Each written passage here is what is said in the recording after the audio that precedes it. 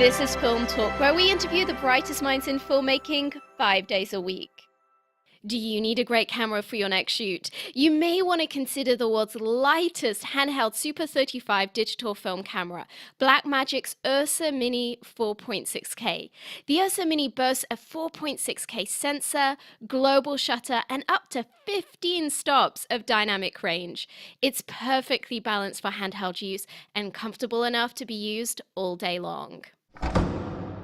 Scene 1, take 1. Film Talk Nation, we are greenlit for yet another great show. Vanessa Frank here, and I'm excited to bring you our featured guest today, Pamela Jaye Smith. Pamela, are you ready for your close-up? Looking forward to it. Pamela Jaye Smith is a mythologist, author, an international consultant and speaker, and award-winning writer, producer, director with over 30 years experience in features, TV, music videos, commercials, documentaries, corporate and military films in Hollywood and around the world.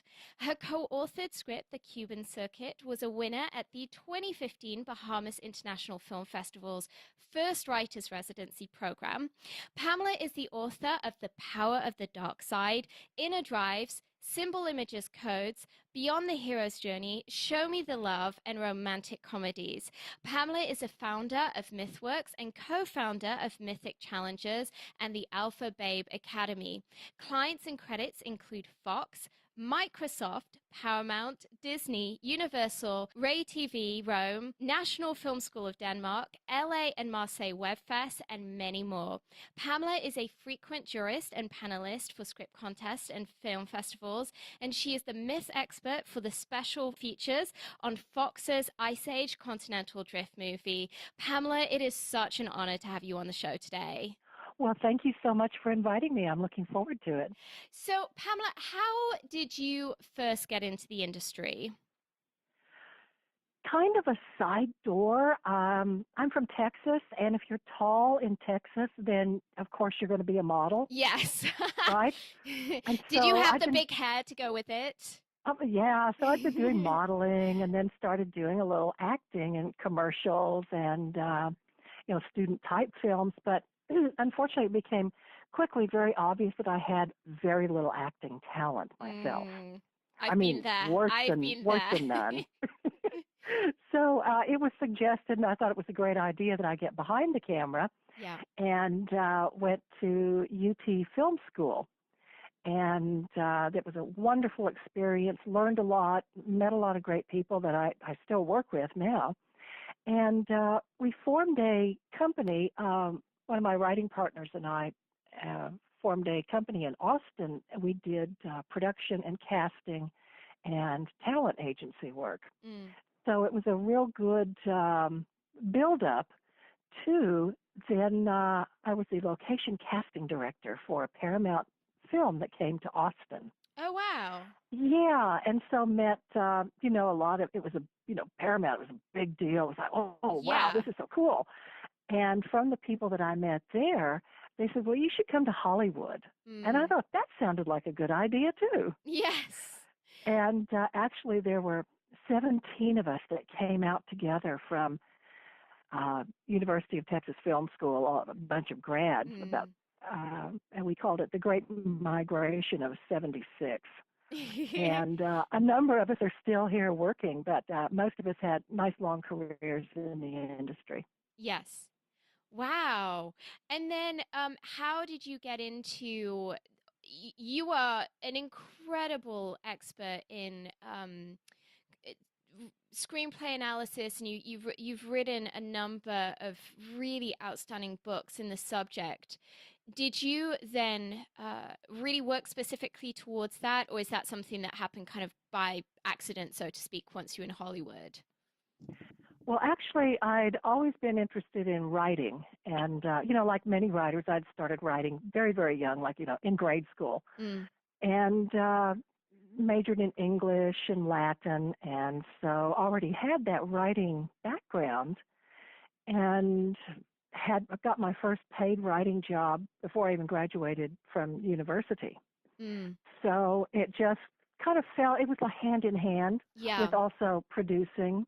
Mm. and directing and doing all kinds of different work on film sets. Yes. So that was, and then I got more and more interested in why story worked, Mm. and in mythology and psychology, and just a lot of the underneath and inner workings of how story and character development Mm. worked, with an Yeah. eye to how to do it better. Yes.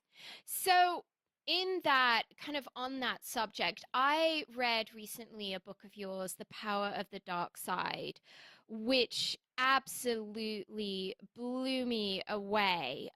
It's for those in our audience who aren't acquainted with it yet. The Power of the Dark Side is this absolutely brilliant book that looks at all of the plethora of options that a writer has for writing antagonists and for writing kind of the dark side of the story that one is creating, which in any context, even if one is writing a frothy romantic comedy, there's always going to be an antagonist, and writing a good antagonist, a good dark side to your story isn't always so easy. It can very I think very oftentimes it can start feeling very lackluster, and finding originality and authenticity in our dark characters, it can be such a difficult thing to nail that I think a book like this, The Power of the Dark Side, is an incredible asset. And certainly, um, I myself have been working on a project recently that this book has been it's made like a night and day difference on that project. And so this book that you've written, The Power of the Dark Side, is just rife with mythological information and source material that one can go back and reference depending on the kind of antagonist that one is writing. Tell me a little bit about how you, as a filmmaker, did all of that research. Like, how did you break all of that down to be able to so astutely figure out depth of information for each of these kind of antagonist characters that you outline in your book, The Power of the Dark Side? Well, first of all, I must say thank you for the glowing praise. It's very rewarding to hear that the work is useful and inspirational to It's a you. must So have. thank It's you, an thank I you. have to say, for our audience that are listening to it, this book is an absolute must have. There's so many screenwriting books that are very much kind of like if you've read one, you've read them all.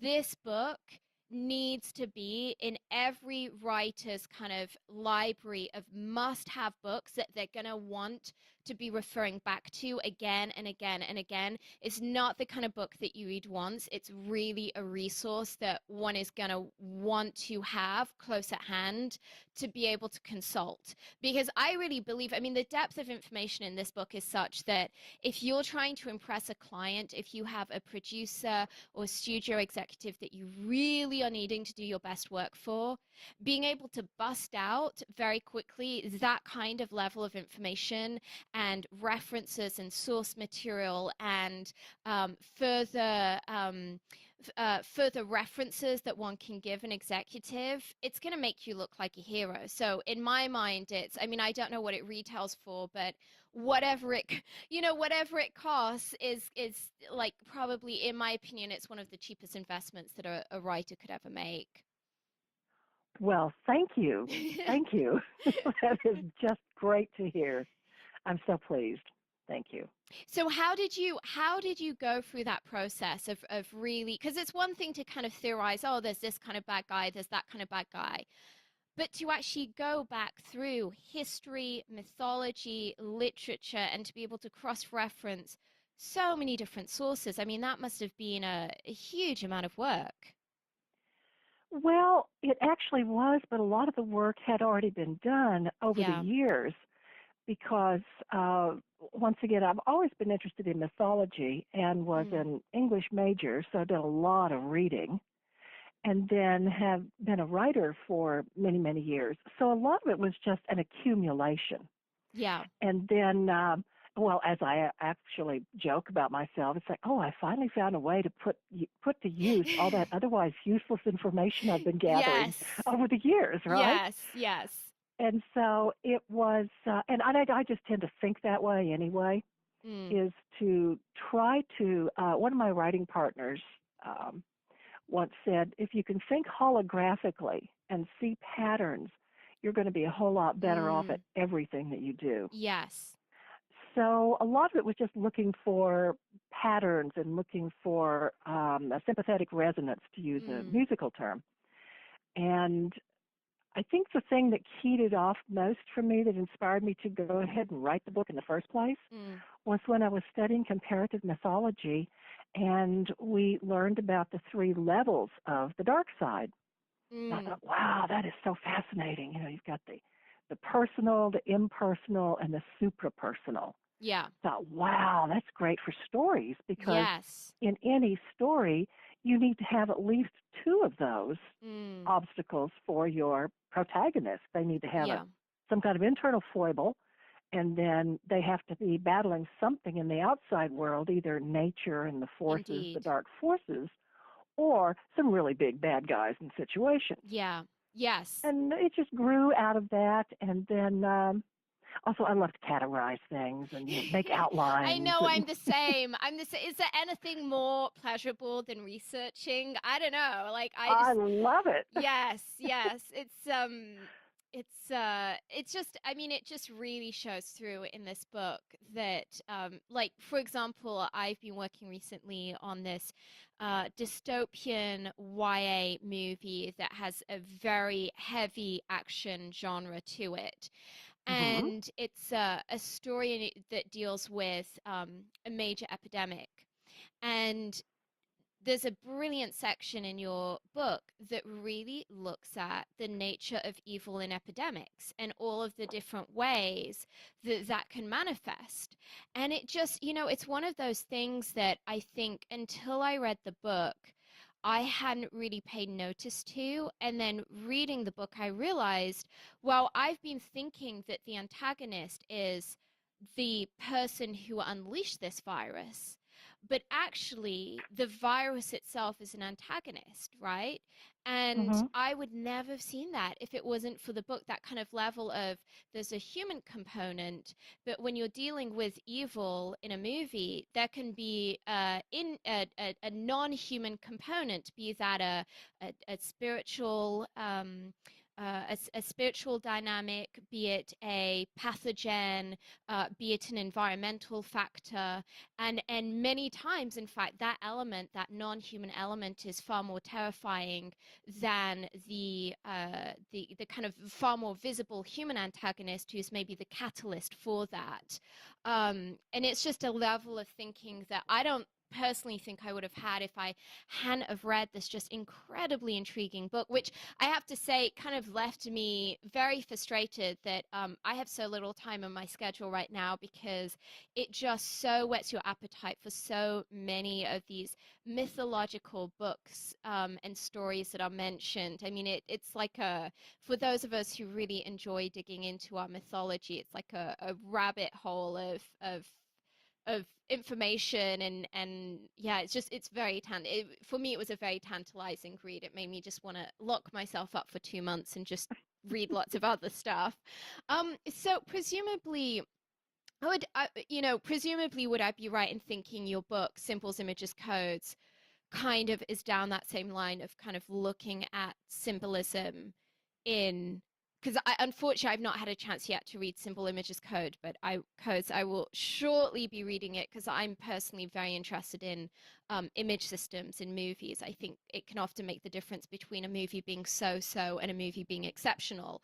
Presumably your book Symbol, Images, Codes kind of runs down those same lines of kind of looking at systems of semiotic images in movies and distilling what that means in terms of light and dark. You are absolutely correct. And I try to, all, if at all possible, I try to put into any presentation of information an historical background, a mythological background, and a current events background. Once Yes. again, so people can start seeing patterns and they can see a through line. Mm. So, yes, there is that in the symbols book. And that was a fascinating one to work on because, well, I got to watch all these, wonderful movies and, Mm. look for the use of symbols, which another fascinating part of that, too, is neuroscience has shown us how symbols work in the brain. And Mm. we know Yeah. that if you look at a square, it's going to light up a different part of your brain than if you look at a Yes. circle. Yes. So the thing for writers and filmmakers to realize is your audience is hardwired to pick this stuff up. Indeed. And so if you consciously use the symbols and the different colors, and I Yes. heard an introduction to, I think you were talking about a software Yes. program. You were talking about the Coloring. different Yes. coloring. I thought, oh, Yes. that's right. That's so true. Oh, absolutely. I think the best directors understand that that there's layers of symbols and image systems within their movies, be it the coloring that they choose, the coloring style they choose, the actual color palette they choose. Hmm. It can have such importance, and then alongside that as well, you have the graphical representation in your composition, and then this extra layer of, if you choose to take the step of inherent image systems and symbols that audience is going to be picking up throughout the movie, which, as I said, I mean, I think the best movies are very multi-layered. Those are the movies that really stick with you, are the ones where, hopefully in a non-pretentious way, but in a way that strikes very, very true, you have multiple levels um, of conflict and of messaging that are all congruently working together to really impact someone's psyche at a level that they may not be able to unpack for themselves, but subconsciously they know that they know that they know that it's a compelling story that is, by inference, is going to provoke an emotional reaction. And I kind of think of it like we're magicians, and people don't know quite why we have the effect that we have, but we know, I think a good director, good writer knows how to bring together all of these elements to create a specific experience for the audience. So in terms of Pamela, in terms of creating really great antagonists, I would love it if you could give us kind of your like brief summary of what one needs to be thinking about if they want to create a really wonderfully dark element to their script. Okay. Generally speaking, and then I'll do a few specific things. Um, yeah, you can look at Jung with the anima and the animus. You can look at the whole idea of the shadow self. Hmm. You can look at the idea of the devil on one shoulder and the angel on the other. Yes. Most of humanity, not all systems, but most of the mythological, philosophical, and religious systems that humans have created over the years have dealt with duality. Yes, And, absolutely. and part of what the best stories do is that they take, and you'll find this in a lot of the screenwriting books and writing classes and such, but because it's very true, Mm. is that the best antagonist is one who embodies something that the protagonist does not, that is denying or has been there and has decided not to go there again, but the antagonist is that shadow self. Yes. Yes. And that makes it so uh, effective Mm. because we're all dealing with the dark side of our own self. Yeah, So there's can we none of see us these who things don't played out? struggle. There's none of us who don't struggle against our shadow Yeah, selves. yeah, it's true. It's true. And so I think the number one rule in selecting and building an antagonist is to make sure there's some kind of resonance between the protagonist and the antagonist. Yes, absolutely. And so if you start there, that's great. Something that I love that I think your book, The Power of the Dark Side, touched on really beautifully is this idea, as you were just saying, of essentially it's almost like your protagonist and your antagonist need to be almost the same person. You know, they almost need to have, in some senses, the same goal, but they're looking to Mhm. achieve it in two different ways. Um, Yes. it's, you know, like there's that dichotomy between them because the more clearly that it's two halves of the same whole, I think the less it just feels like the story feels like there's random causality, but it actually feels really thematic and it feels like a story. It feels organic. So yeah. And there's that other element of this as well, which is scale. And I think the funniest way to explain that is to go with the joke about, the film. How long would you be interested in watching this film, Bambi versus Godzilla? Okay, the scale is all wrong there. Yes, You know, yes. there's Well, not going to be it any. wouldn't be a very long movie because Godzilla would chew No, up Bambi in a no. second. So you need to be sure you have the scale done well Yes, so that yes. there actually is a contest.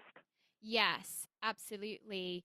I was reading something recently, actually from another author who was saying that they really feel that the antagonist needs to be at such a scale that it seems like almost impossible odds for the protagonist to overcome them. Because if at the start of the movie you feel like, oh, this is a pretty equal match, um, then it's not compelling. You need to see, and I think it goes back to really that kind of epic struggle that we all feel against life, where sometimes it just feels like life is an impossible uphill struggle. That the more it feels like your protagonist really has met his match and that it is not a given that they're going to win, the more the audience is going to be hooked. Do you kind of feel like that's the case?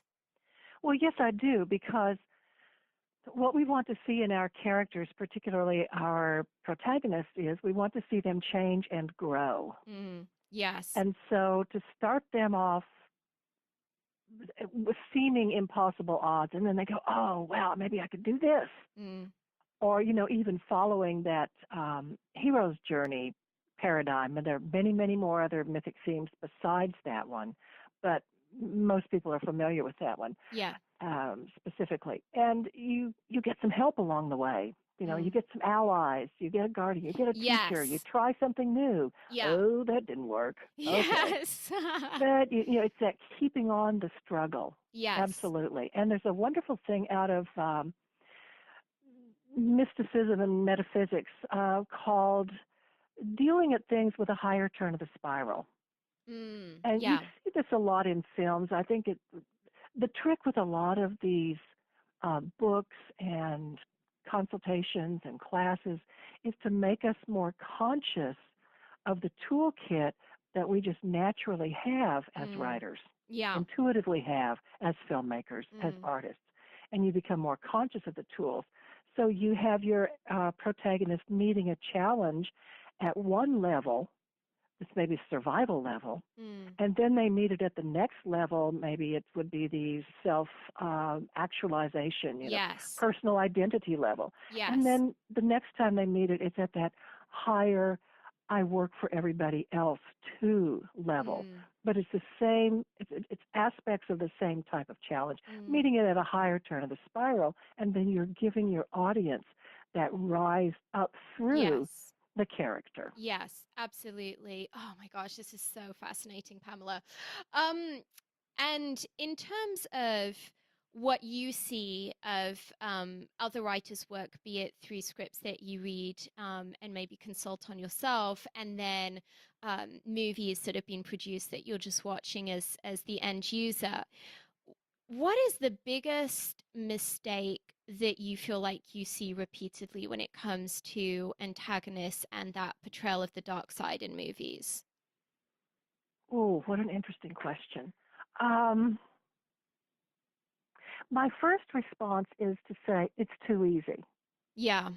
If if they're too easily defeated, if there is no contest, it's let me jump over to a sidetrack here Mm. and get into the warrior path a bit. Okay. And I consulted for the military and taught some of this stuff on a military think tank, and so I've had a lot of conversations and background reading in military history Mm. and the warrior spirit.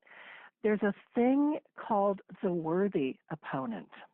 And Yes. you find this whether it's Alexander the Great talking about the various enemies that he met along the way, you find it in the Crusades, you find it in, any conflict. There's something more valiant about going up against a worthy opponent. Yeah. And you really get the sense of heroism. Mm. Whereas, if you're setting your hero out against somebody who's just, snarky, slimy Yes. scumball, it's like, Yes. yeah, okay, but Yeah. really, that's not. It So to doesn't get feel a sense of the heroic. heroic, yeah, Mm. there needs to be something worthy. Now they can be a Mm. horrible, horrible person still, but there needs to be that sense of balance Yeah, again. so it doesn't feel just petty. Exactly, Yeah. exactly. It Because there's no heroism if it's too easy. Yeah, it really makes me think of some of that kind of samurai philosophy. One of my Yes. favorite movies ever is The Last Samurai. And I Love believe it. I think there might even be a scene kind of that ilk, maybe in the Mhm. third act of really talking about, you've been a worthy opponent, and that samurai philosophy of if you're triumphed by your opponent, being able to have some peace and some pride in that, knowing that you were slain by an equal. Which I found pretty interesting in that movie, particularly as it's a philosophy that I think is maybe a little foreign to us Westerners in some ways. So yeah, it's really, really very interesting. Um, in terms of kind of easy, I hate to use the word easy hacks because that sounds so just very like I'm being very kind of simplistic about your teaching. But if a writer is in a position where, which we all find ourselves in from time to time, where it's kind of like, I have to kind of try to find an easy fix for this character because I have 2 days to fix this script, and I just kind of have to find a way to make it work. What are some of the easy hacks, I'm going to say it, that a writer can use to rapidly make their antagonist more interesting, more worthy, more fascinating? Are there kind of some simple things that can be done to facilitate that? Absolutely. And here again, this is. I wish I could say I thought of all this stuff myself, but I haven't. No, But I but you found it did to all be of true. the super hard work of doing all the research, which was no small feat. My goodness me. I saw the footnotes on your book and I was like, I do not even want to know how many years it took to compile all of this because it is like reams and reams and reams of pages of just all of these books that I've never even heard of before. But yeah, so anyway, you were saying. Okay. I think one of the most important things, now some people call it the ghost, somebody's background, what is it that's bugging them from the background, but I call it the broken dream. And so what is the Yes. broken dream that the antagonist is carrying That's around? so good. Oh my You know, gosh, Pamela, like that in one sentence, it's like you've just taught me more than I've had people teach me in like an entire day course on screenwriting. So, oh, fabulous. yes, that's amazing. Fabulous. So, what is the broken dream that the antagonist has? Mhm. Okay. Mhm.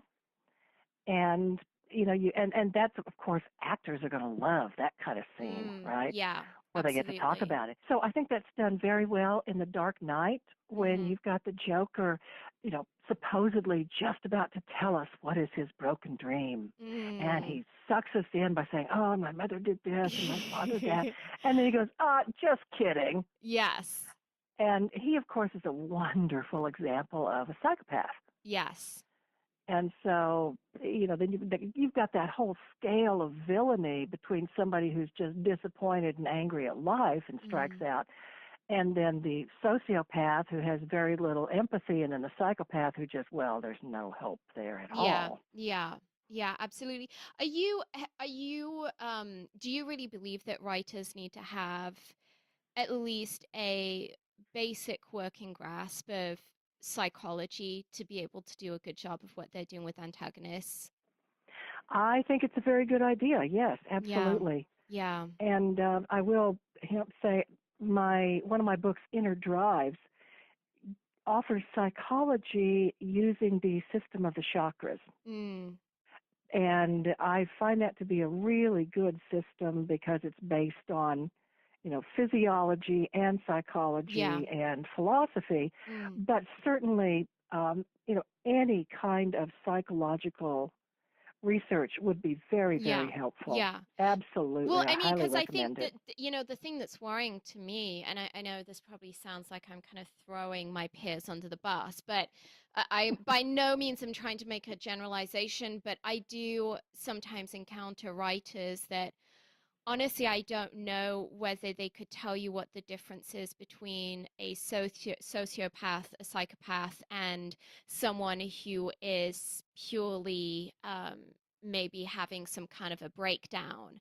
And I think without needing to be a world class expert in psychology, having at least a basic understanding of ulterior motives and psychological profiles is a huge help when dealing with writing bad guy characters, because there's a very big difference between, you could have exactly the same incident in a story, but depending on whether it's someone who maybe is just at their wits' end or whether it's someone who's actually psychopathic, it makes a very big difference in some of the finer points that need to be conveyed in order for an actor to read that script and really understand what that character's inner Yes, motivation is. yes, absolutely.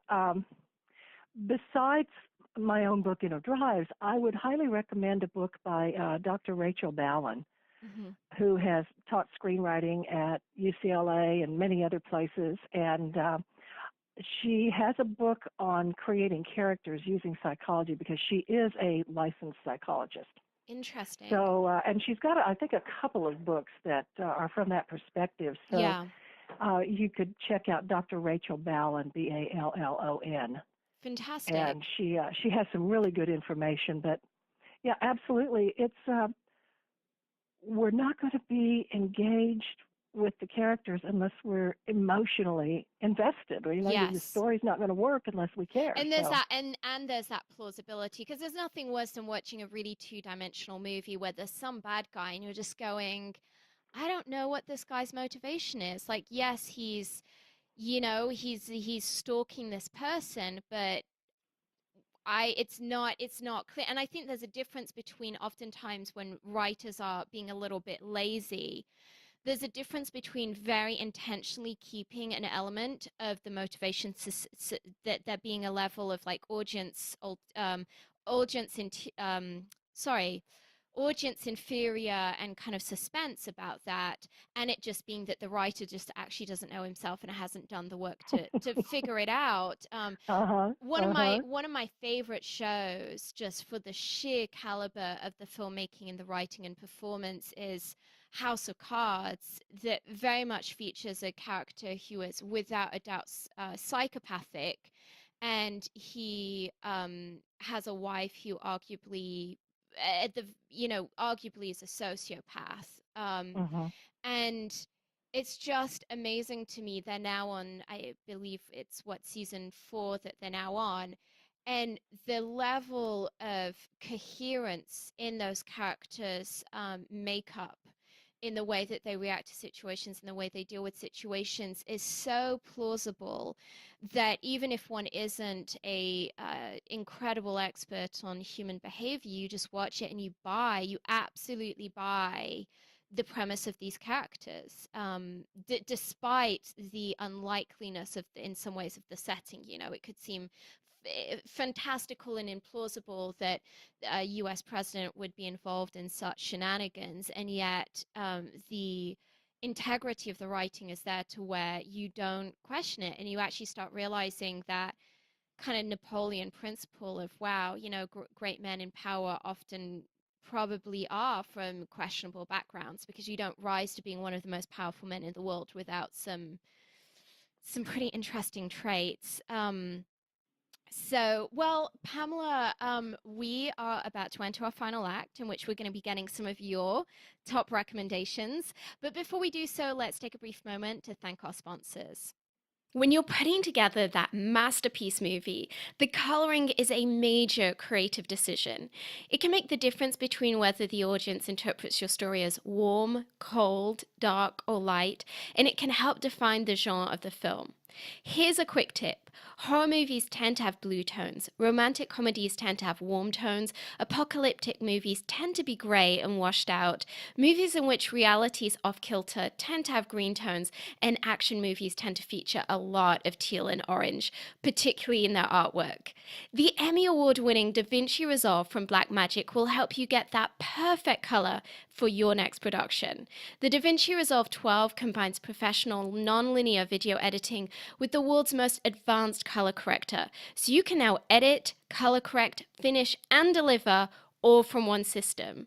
The DaVinci Resolve is completely scalable and resolution independent, so it can be used on set, in a small studio, or integrated into the largest Hollywood production pipeline. From creative editing and multi-camera television production to high-end finishing and color correction, only DaVinci Resolve features the creative tools, compatibility, speed, and legendary image quality that you need to manage your entire workflow, which is why it is the #1 solution used on Hollywood feature films. Pamela, welcome to the final act, where you'll be showing incredible resources and mind-blowing answers. Are you ready?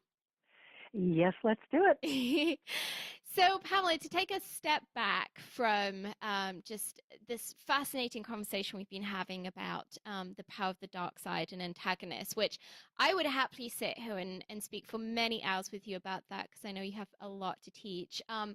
To just take a step back from that, back into your own personal career, I would love to know what the best advice is that you've ever personally received.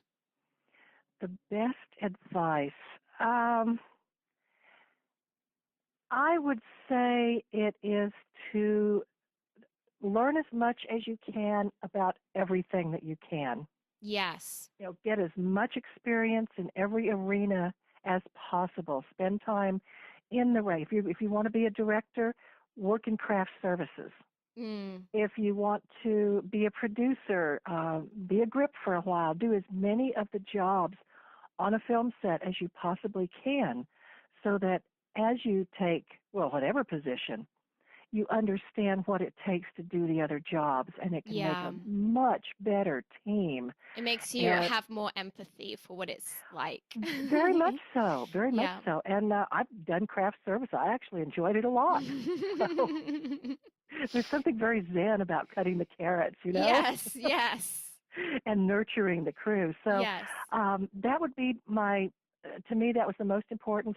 I got that fortunately at the very beginning of my Yeah. filmmaking career.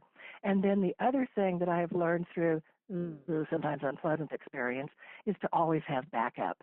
Yeah, that's something I'm learning right now. I'm not so great at that. It's like, I think it's really easy to pour your whole heart into a project, because that's, in a way, it's so difficult to make a project happen that you really have to have an extraordinary level of commitment. But remembering to have plan B and plan C, I think Uh-huh. it's almost something that you have to burn your fingers on a few times before you start realizing that it's a climate in which things shift very quickly. And it's a wise thing to have some backup plans for what else you're going to do if a certain project you get fired from it, or just there's a change of regime and all of a sudden you're no longer the writer or the director they want. It's yeah. Ugly Mhm. but true. That happens too often. I know, right? It's Mhm. yeah, I've really been learning recently as someone who I've been in the industry since I was about 14. So Oh. yeah, so I'm actually it's crazy. I'm in my early 30s, but I've actually been in the industry the best part of 2 decades, but I'm Oh. still relatively young in age, and I really have had a phase recently of older, wiser people saying to me, like you're just too nice. Like you're believing that everyone's going to do the right thing. And you just kind of have to think that you always have to have a B plan for what you're going to do. If for some reason someone comes on a project and you're no longer, the flavor of the day, which even if Uh-huh. you're doing your best work can happen because there's always outside forces that one can't control. To come back to the theme of your book on the power of the dark side. um, Yeah, too true that. Too yes, true. yes, there are dark forces that operate in Hollywood. Oh, it's So the home yes, of, yes. yes, no, it really is. It really is. Um, so Pamela, if you had just one movie to stake your entire career on, what kind of movie would you want it to be, and what talent would you want attached? Well, that is an easy answer for me. It would Hmm. be my script, The Cuban Circuit, Yes. the one that was just a winner at the Bahamas Film Mm. Festival. And that's with my co-writer, Monty Hayes McMillan. And I think it's fabulous. The story, we so enjoyed working on it, and it's set in Cuba in 1948. It's got, Nice. all kinds of wonderful seeds of a lot of things we're seeing today in the world got Mm. started back in that era. And so I would love for that to be made sometime soon. We'll all go to Havana and watch the Yes. filming. Well, Yeah, I would, sip umbrella drink. yeah, I would imagine that would be an easy sell just because you say that to any director and it has that thing of immediately conjuring up a whole palette of images of what, Mhm. what Cuba was like in in that era. And, Oh yeah, glamorous, yeah, dangerous. yeah, You've which got I the think is the kind of thing that any director kind of goes, oh, that sounds really fun. Because I think most directors love the idea of doing something that is already very stylistically defined, and you can do that research, and you have so much material to work with, and it's a slightly different world from the one we're in, and that is such a great era as well. Such an mhm. interesting world to discover. So does it have a truly fantastical dark antagonist in it? Oh yeah, definitely. And there are multiple antagonists too. Yes. Well, So I would you've got imagine so. Coming from you, I would imagine that element should definitely be in there. yeah, it's got, well, our log line is the mob's best man in Havana is a woman and she wants out. Mm, So you've got interesting. a character who's dealing with wanting to change her own personal life. Yeah. And then the newly formed CIA is trying to get the mob to help them smuggle in former Nazi rocket scientists. This is Whoa. all true, No. into Oh Los my Alamos gosh. for our rocket program. And then Oh my you've got gosh. an ex-Nazi who's looking for these diamonds to fund the next Reich, and it's just, and so much Mm. of this was really happening. Now we Yes. fictionalized around it, but um, one thing that we've so enjoyed and that a lot of people seem to find very attractive about it is that it's based on facts. Oh, in the beginning of the South American drug trade also. Yes. You know what I find really interesting when it comes to Nazi stories in the context of your book, The Power of the Dark Side, the that it's so fascinating to me having actually gone to Berlin and seen oh, I forget the name of the temple, the not the oh gosh, I'm like blanking on it. There was a temple that was taken from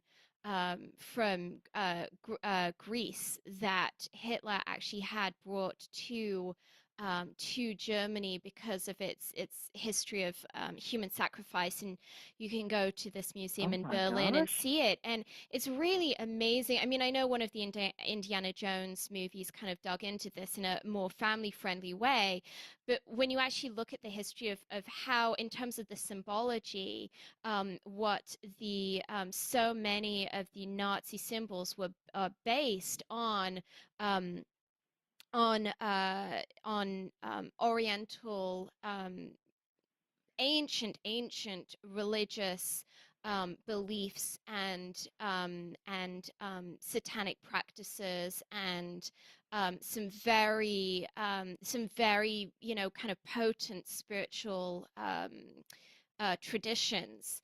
And one looks at a lot of what we're familiar with of Nazism, and we actually, it's really interesting when you dig into it to realize how much of that was really intentionally um, embedded in some of these very ancient spiritual, kind of Eastern spiritual practices, and the extent to which, I mean, Hitler, deployed people to the Himalayas and all of this stuff to bring back as much of the stuff as he could, because he apparently really believed in the power of tapping into all of those forces, which I would imagine, I mean, it probably goes way beyond the depth of what you're dealing with in the script of yours, but I would well believe that when it comes to truly dark characters, to be able to tap into some of those stories of what's gone on in Nazism, I mean, it's just insane. It's like, like reality is more incredible than fiction when it comes to some of the depth of what the Nazis were into. And I mean, even in terms of like bioengineering and surgical testing, it's just amazing, that they were these characters were trying to crossbreed women with animals and to, I mean, just stuff that it just, if you just were to write it in a script, people would say, oh, well, this is a bit far-fetched. And then you can say, well, actually, this is based in historical truth. I mean, yeah, the world is not lacking for truly dark characters to draw on, that's for sure. So, That's so true. And I must say, since you're interested in that, there's a wonderful novel, Vanessa, called Hexe, Hexe, mhm, by Jeffrey von Gerlach. And a good part of it it's about witches and yeah, warlocks. mhm, And one third of it takes place in Nazi Germany. And yeah. there's some fascinating So things just like what you're talking about. is this like a nonfiction book? No, it's a novel. A novel, but Hmm. based in like historical, Yeah, the first factual, part of yeah. it takes place in the 20s in Hollywood, and the next part in Nazi Germany, and It then you would come probably back give to me the Hollywood. worst nightmares ever. Oh, Like, oh my oh. gosh, yes. No, it's quite wonderful. Hexa, if you have a Yeah. chance to check it out, it's very So, good. in terms of the script of yours, do you have any attachments yet? What stage is that all at? We do not have attachments yet. Mhm. We've gotten a bit of interest here and there, and we are going to be making a few changes based on, we had some wonderful mentors at the Writers Residency Program, including Vince Gerardis, who's a producer on Game of Thrones. Oh, wow. Yeah, and then also Cameron Kevison and John Rhodes from Screencraft, Screencraft, and yes. a couple of other people as well who are very good. Mm. And so mostly everybody said, and we were so tickled, they said, oh, I think your script is fabulous. Okay, now what should we talk about? Oh, Yes. but you might do this one or two little things Yeah. there. So we're going to look at their ideas, and we'll be Mm. making some tweaks on that, and then we're going to get it back out to people that already have the script and have expressed some initial interest, and then we're going to be doing outreach in other directions as Yeah, well. fantastic. Well, Pamela, I love to ask my guests to recommend a book for our listeners that they have found really helpful to their filmmaking career.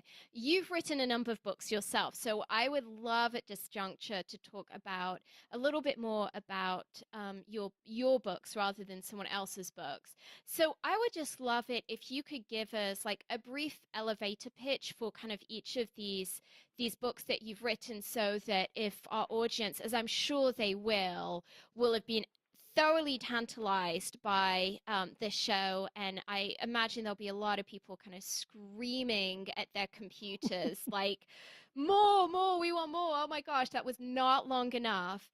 For those people who kind of go, you know what, I could take 6 hours of this teaching quite readily. I would just love it if you could just give us like that kind of like 1 or 2 line summary for each of these books that you have so they kind of know what is available within your repertoire. Well, thank you very much. That's a generous offer. Well, we've talked a lot about the power of the dark side, so I think, people know pretty much Yeah. what that offers. And then I did mention inner drives, which is Mhm. how to create characters using the chakras. Mhm. And so you design your antagonist and protagonist and do your character arcs and put together your ensembles based on this system of character analysis and development that is Mhm. thousands of years old.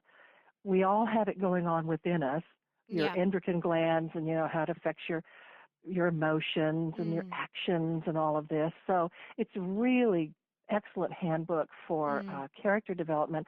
I also use it. I teach actors, and Oh, we use the really? chakra system. Yeah. Yeah.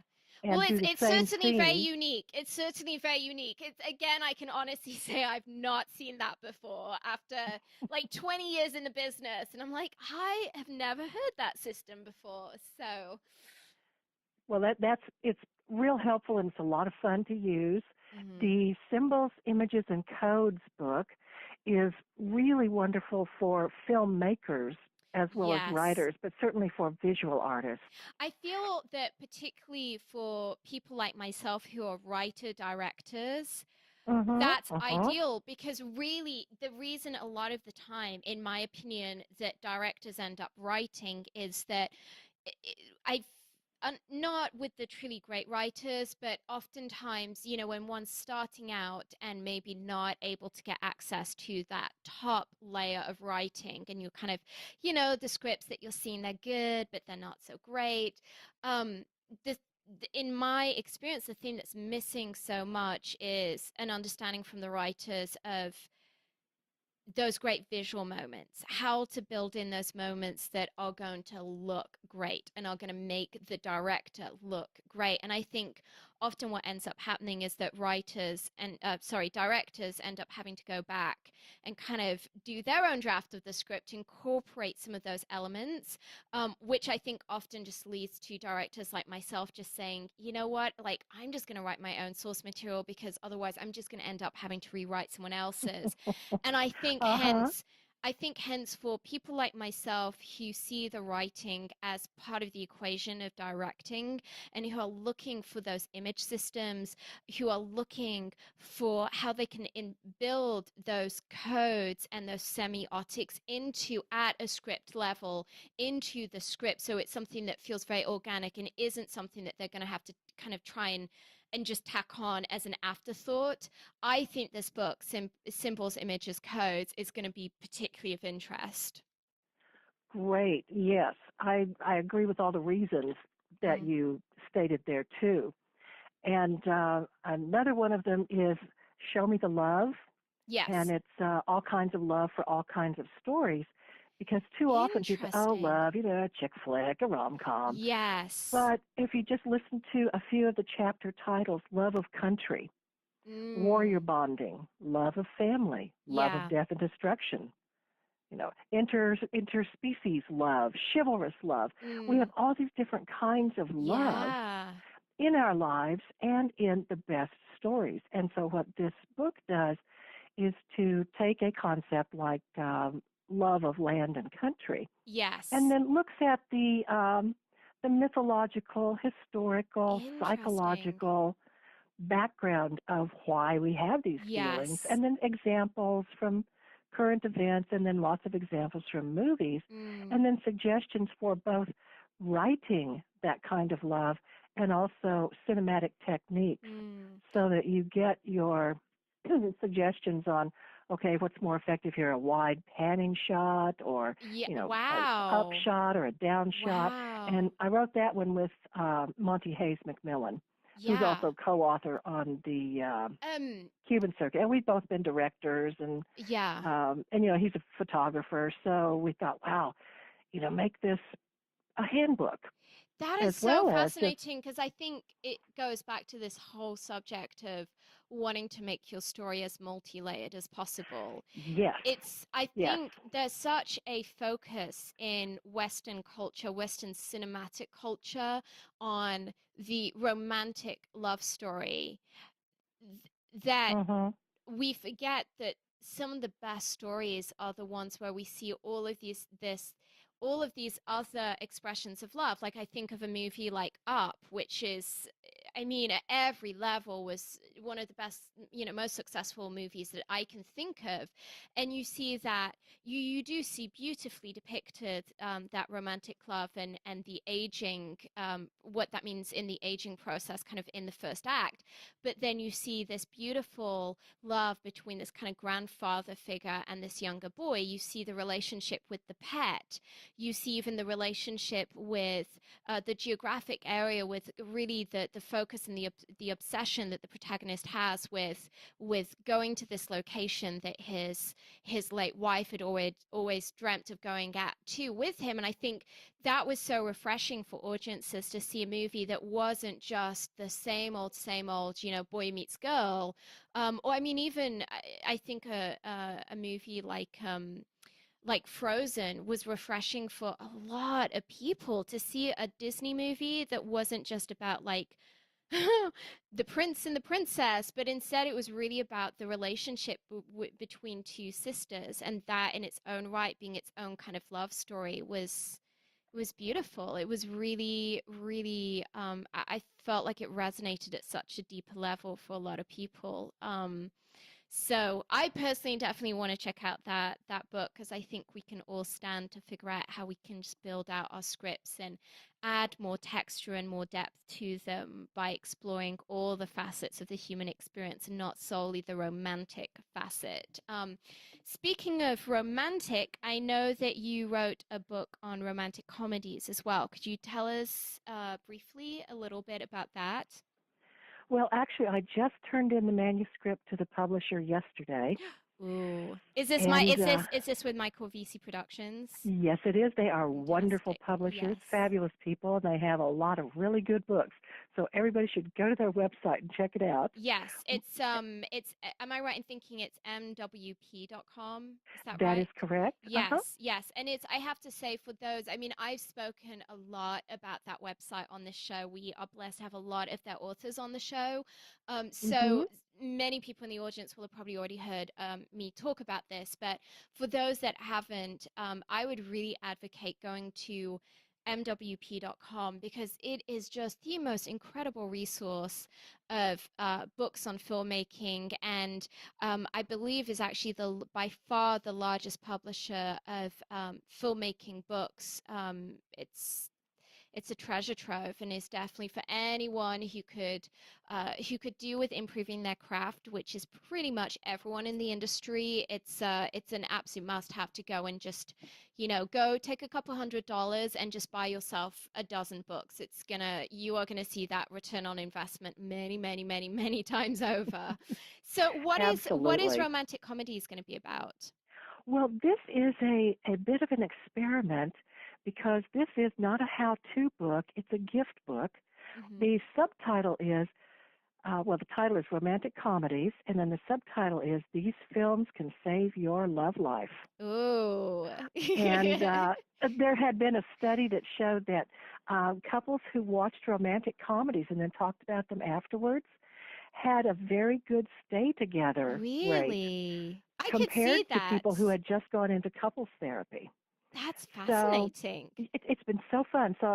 We've got 25 different chapters about different aspects of love, like lovers of a certain age, or Yeah. two lovers, choosing between two lovers, crazy love, Oh my getting God. back together with your ex. This is like the self-help book that I've always Yeah, needed. It's like, where has yeah. this been? Where has this been?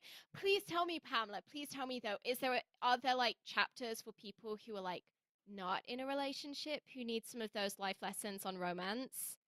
Because Yes, actually. okay, good. Uh-huh. Because I was Yeah. gonna say, as a single person, like I would protest if there wasn't. Because oftentimes that's, some of the best stories I think on romance are the ones where there's lessons in them about being single and actually figuring out who you are and why you should be in a relationship and why you shouldn't be in a relationship. Which I personally believe a lot of that, the best relationships come from two people figuring that out before they get in a relationship. Um, Absolutely. I do agree. and then when it comes to your book Beyond the Hero's Journey, what does that delve into? Okay. Now, first I will praise Chris Vogler's book, The Writer's Journey, Yes. which is We love a Chris Vogler. He is oh, he's such a good fabulous, guy. and he did a marvelous, marvelous job with Joseph Campbell's Yes. hero's journey paradigm. Mm. Campbell himself, though, some years after the hero's journey came out, said, "Oh, you know what? There's more than just one mythic theme, or rather, yeah, mythic theme." And Yes. so, The went bomb on was to do all dropped. the work. So I thought, well, shoot, I'm just going to put together a bunch of those other mythic themes and their Yes. plot points. So Beyond the Hero's Journey, we're about to have a second edition of it, but right now I think there's about 12 or 15 mythic themes in it, like Mm. stealing fire from heaven, search for the promised land, um, the wake up call, Yeah. lost love rescued, and just the secret identities. Don't ask, don't tell. Mm. And so what I do in those is to give the mythological background and the mythic meaning behind Yes. it, and then once again examples from ancient stories, and then on up to examples from current films, Mm. and then at least a dozen plot points. Yeah.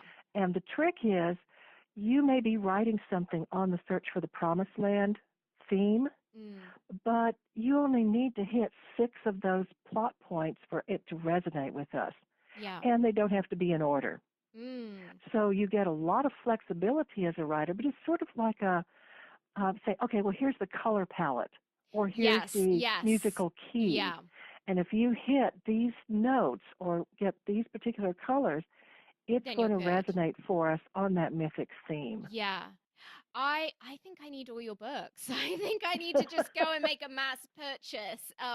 Well, that would be Because delightful, yes, and I've certainly enjoyed researching and writing them all, and it's wonderful to hear that people find them useful. well, So it thank just you. makes such a difference when you are writing or rewriting a script and you have people you have to please. You need to know Hmm. it's a very cutthroat industry and you need to know that you know that you know that what you're handing is sound. I think having these brilliant books from Michael VC Productions and books like yourself makes such a great difference because when you have tested your script from every theoretical angle and you've really taken the time to go back and to do that analysis of your work before you hand it in. I think it just gives such a confidence when you're in those meetings and you kind of have to defend your work, knowing that oftentimes you are dealing with people who don't know how to tell a good script from a bad script and often are very are very afraid, are very prone to jumping to just saying, oh, we just need some other writer or what have you. Being Hmm. able to have that confidence inside your guts of knowing that the script is good and knowing why the script is good just makes such a difference above just writing a story and hoping that somehow miraculously, for reasons that you can't quite fathom, that it somehow works. So Yes, on yeah, all counts, yeah. absolutely. There's a saying that if you're a writer or one of the creatives in Hollywood, okay, you're a creative. You have to work with pro creatives to Mm, get things moving along, but yeah. then they've got to deal with the non-creatives to get things Yes. financed and this and Yes. that. And then yeah, they have to deal with the anti-creatives. Yes.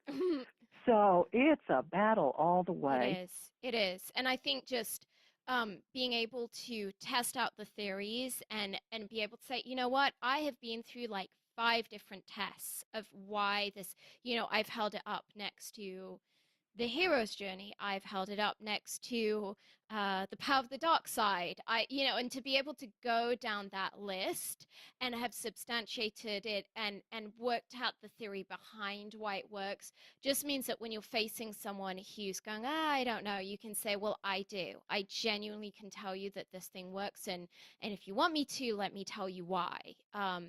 So, Pamela, if you could recommend a single movie for our listeners, something that you maybe feel is a really great example of excellence in writing, what would that movie be and why?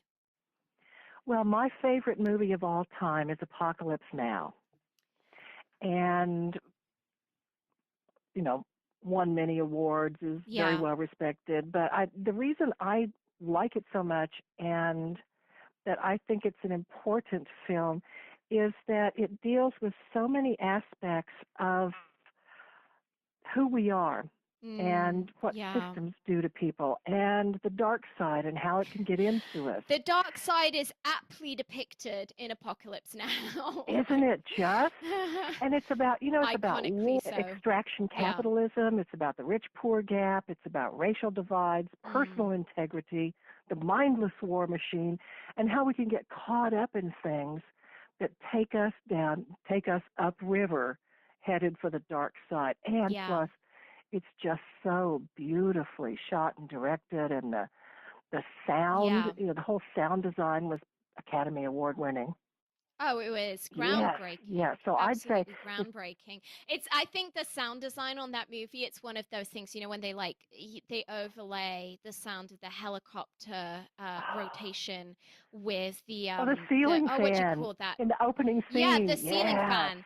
And brilliant. it's one of those things that when you see it, it's one of those, I think, like most great breakthroughs, it's kind of like when Martin Luther had his great theological breakthrough, and we look at that now and go, well, duh, of course, by grace and grace alone. I mean, that's so obvious to us now, but we forget how he had to struggle to come up with that, because at the time that thought wasn't in the ether, so Mhm. to speak. I mean, it was truly groundbreaking, and I think much is the same with the sound design of Apocalypse Now. It's in hindsight, it seems so obvious, the thematic link that they brought in that particular scene. Yet, wow, it was just such a stroke of Yeah, genius. It and there's really, so really much was. wonderful um, imagery and symbolism in that whole Mm, film as well. It's just rife with it. I've got a number of yeah. examples from that film in the Symbols book. Yeah, well, I know even in the Power of the Dark Side, you Mhm. mentioned it, I think, a number of times. So, Pamela, if you could recommend a website or an app for our listeners, maybe something that you find to be a really helpful resource in your own filmmaking career, what would that Actually, I have be? two of them. One of them is Mm-hmm. Script Magazine. It's scriptmag.com. And Okay. the writer's store is part of that entity. And they have Mm-hmm. wonderful, wonderful articles and interviews, and it's a great resource for writers. Yeah. And they have Mm-hmm. columns. I've been doing a monthly column for them for a couple of years, but many, many other Oh, authors, fantastic. teachers, filmmakers. So check Yes. out Script Mag. And then for writers, because Okay. this is where I think we find a lot of ideas is out in the world. I try to read 3 Mm. articles every day off of Science Daily, and it's sciencedaily.com, Right. and you can Yes. see what's happening in the world of archaeology, cosmology, think Mm. interstellar, um, diseases. Yes. Think of like the story you were mentioning earlier. It's a wide spectrum of articles, the breaking latest in so many Mm. different aspects of science, and it's really good for just new Oh, you ideas know what? and research on Pamela, you've just ruined my what. productivity for the week now, because I just know I'm gonna get off of this show and go straight to that website and not be seen for the next 4 days. Yes, but you'll come out so entertained and so enlightened and educated. I know, right? It's Well, great it's almost stuff. one of those things that whether it's useful for writing or not, it's gonna make it's I think that kind of stuff is so entertaining, but also it just makes you a more interesting individual. And I think in this industry, um, anything that one can do to demark oneself is valuable. And being that kind of interesting individual who does have a theory about the pyramids and who is looking into what the latest progress is in the world of Yes. bioengineering and tech. Yes. If nothing else, it's going to make you an Mhm. interesting Yeah, dinner and there's guest, a whole right? psychology section too, so you can learn a lot there as Oh well. my gosh. Where has this website been my whole life? I need to get off of the show so I can go look at it. Oh It sounds my. amazing. So that remind me, what was the name of that Science website? What's Daily, the domain name? sciencedaily.com. Science Daily doc Uh-huh. ScienceDaily.com. Okay, my new favorite website. Well, Pamela, it's time for the martini shot. What parting piece of guidance do you want to share with us? Okay. I would say pay very close attention to your intuition because it's usually going to Yeah. be spot on. And Mm. too often we go, well, I got a funny feeling about this job or this person. Or I don't know, but I'll just Yes. go for it. Yes. Pay Yes. attention. It's an early warning Yes. device that you should take Yes. heart. You can you and I honestly in this line of work, I was recently saved from a very bad situation, actually where there was Oh, embezzlement, which I listened to my gut and I just felt like, I don't I feel that the voice that I'm listening to is saying no uh to me huh. on this. And so I did that, which was kind of crazy at the time because it was definitely one of those dry seasons with work. And, my family is like, well, it'd be really nice for you to be able to actually pay the Oh yes. bills. And I'm so glad I didn't take the job because this very serious legal situation came to Wow. light a few months later. And you go, you know what? I'm so glad that I listened to that. And I definitely think that there are talking about the power of the dark side, there are a lot of bad people in this industry, and the more that you can really listen to that gut instinct and go by that, it's saved many a person. Yes, agreed. And one other Mm. thing I would say though too is Yeah. because just as you were saying, sometimes things don't happen, or earlier as you were mentioning, sometimes things get a certain way down the road to production and distribution, and then somebody pulls a plug. You'll hear people sort of say, Mm. "Oh, it's just a possibility. Don't get too excited." No, I say, get excited. Go ahead and get excited Yeah. about the possibilities. That may be all you ever get. Seriously. Yes, So you right. might as well get I know. excited, have some It's fun, jump up depressing. and down, and Yes. then of course Yes. listen to your intuition. But don't wait. Yes. Don't wait to experience some joy. Yes, I was just saying this the other day to my co-writer, who's very young. She's amazing. She's only 17, and yet is a better writer than many adults Wow. I know. And we finished this draft of the script, and I said to her, "Listen, you this weekend, you need to take the time to celebrate this because the future is never known, and we have been climbing a mountain now for a couple of months. This is that mountaintop moment where you need to pause, take in a deep breath, and just enjoy the view. Good. Because if you I yeah, I really believe that if you don't do that, you can end up getting it's these things happen so fleetingly. I mean, it's crazy to me how a movie that you can spend years working on, there's a big premiere on Friday night, and by Monday morning, no one in town wants to speak to you because it's been a massive flop. And Yeah. there's always that chance. And so all you can do is enjoy that Friday night because the way things go now, by Saturday morning, you're going to start having Oh yes. figures, right? So, go out, have the biggest, best party you can possibly have, celebrate it, have fun with it, because, in 24 hours' time, you may not be celebrating anymore. And I think just the more that people get that these moments are really fleeting and that this is a really tough job and that you need to have those mountaintop moments, the better they're able to just sustain all of the heartbreak and the misery that can go on in such an uncertain line of work. Yes. Absolutely agree. Very much Mm. so. So what are some of the ways that you celebrate, like when you have those mountaintop Well, moments? champagne is a very good way to celebrate. I think it's known Yes. universally. It's been done for a long time. It's a very good Yes. celebratory thing. It is. It is. Yeah. It is. And My sometimes it's gosh. just going Yes. out to a movie or going to see friends or taking a couple of days Yes. off. Yes.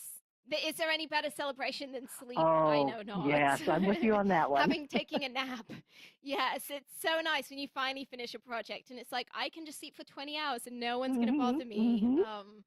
So yes, well, Pamela, it has been an absolute joy to have you on the show. That's a wrap. Film Talk Nation, in this industry, you're only as good as the people you know. And today you've been hanging out with Pamela J. Smith and myself. If you want to go the extra mile, head over to filmtalkpodcast.com and type Pamela J. Smith into the search bar. The show notes from today's show will appear along with everything we discuss, like Pamela's recommended book and movie. Pamela, we appreciate you sharing your priceless insight with us today. Film Talk Nation thanks you, and we will see you on the red carpet. Thank you very much. It has been a pleasure.